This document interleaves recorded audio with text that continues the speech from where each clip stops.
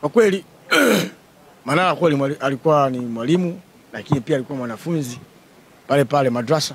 Na yeye pia. Ndakachomwambia ni kwamba divorce, it's okay. It's okay to divorce.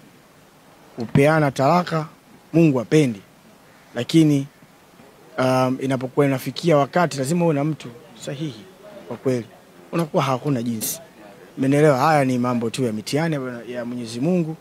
Mitihani inatokea ya ndoa, ni vitu vya kawaida. Umeelewa? Kwa wasijisikie vibaya. Sisi ni binadamu, tunafanya mistakes. Umeelewa? Basi labda Mwenyezi Mungu atamjalia, atampata kufanana naye. Hii ni mapito tu, vitu vingine vinapita. Kuachana na mtu kuna sababu, kwa sababu kukosa pia ni kupata, kama unavyosema, kwa sababu unapopata faida unasema umepata faida.